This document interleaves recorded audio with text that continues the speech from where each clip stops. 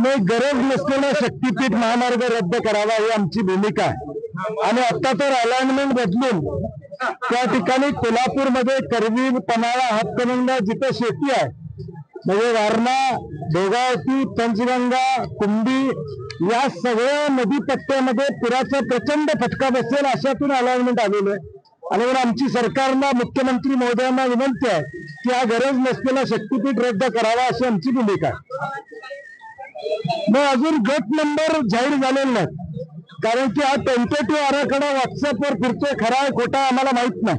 त्यामुळे ऑफिशियल ज्यावेळी गट नंबर जाहीर होतील त्यावेळी गावागावामध्ये मेळावे घेऊन त्या संदर्भातली भूमिका जी काय आहे ती प्रखर केली जाईल। मग मला वाटतं खराब प्रकरण वेगळ्या पद्धतीने हाताळलं गेलं पाहिजे। याची गृह खात्याला माहिती 3 महिन्यापूर्वी होती अशी आमची माहिती आहे। मग 3 महिने ही माहिती का थांबवली होती? ती बरोबर आमच्या वेळीच ती माहिती का त्या ठिकाणी बाहेर आली हा प्रश्न यातला महत्वाचा। आणि म्हणून यामध्ये व्यवहार ज्यांचे आहेत, कोण भेटलं याच्यापेक्षा व्यवहारिक काही संबंध आहेत का किंवा कुठल्या पद्धतीने त्यांचे लागेबांध आहेत याची चौकशी SIT मार्फत चालू आहे, परंतु ती खोलपर्यंत जाणार आहे का?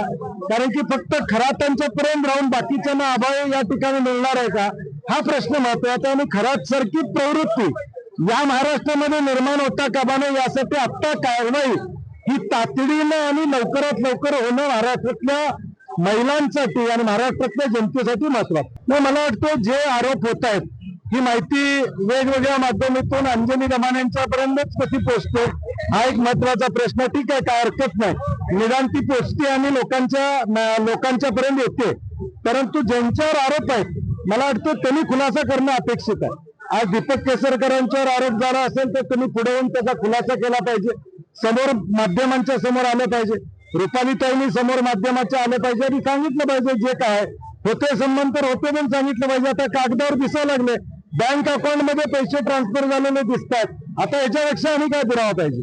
भाजपची ही मोडस ऑपरेंडी आहे। ज्यावेळी एखादं प्रकरण पुढं करायचं असेल त्यावेळी किरीट सोमय्या ते तारण हरतायत भाजपचे, कुठल्याही प्रकरणात ताबडतोब ते या ठिकाणी जबाबदारी घेतात। आता कदाचित ते 2-4 दिवसात कोल्हापूरला येतील, चौकशीची वेगवेगळ्या मुद्द्यावर या ठिकाणी मागणी करतील। मला वाटतं महायुतीचे अध्यक्ष आहेत त्यांनी बघून घ्यावं आता काय चाललंय ते। नाही, मला वाटतं मुळात शिवाजी पाटलांच्याकडे विषय कुठले आहेत की ईडी पर्यंत चौकशी करावी असे काही विषय आहेत का, मुळात ते समजून घेतलं पाहिजे। आणि माझी त्यांनाही विनंती आहे की संस्था बदनाम होता कामा नये याची दक्षता आपण घेऊया। विधानसभेच्या राजकारणातून गोकुळला आपण टार्गेट करू नये अशी माझी त्यांना विनंती असणार आहे, कारण की शेवटी जिल्हा मध्यवर्ती बँक असू दे, गोकुळ असू दे, या 2 संस्था जिल्ह्यामधल्या लाखो शेतकऱ्यांचा तारण हरतायत आणि मग त्या बदनाम झाल्या तर मग लोकांचा बघण्याचा दृष्टिकोन या ठिकाणी होतो। आणि ऑलरेडी संचालक मंडळात आमच्या उलटे निवडून आलेले 4 लोक आहेतच ना, ते प्रत्येक बोर्ड मिटिंगला सह्या करतात, त्यांची हाजरी आहे बोर्ड मिटिंगला, अजेंडावर त्यांची सही आहे, जे ठराव मंजूर झाले त्याच्यावर सही आहेत।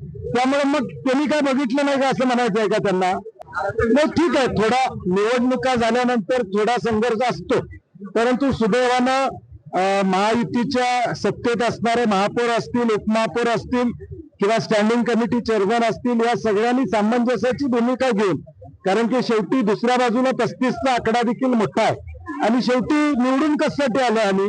या कोल्हापूर शहराचा विकास करण्यासाठी आलो।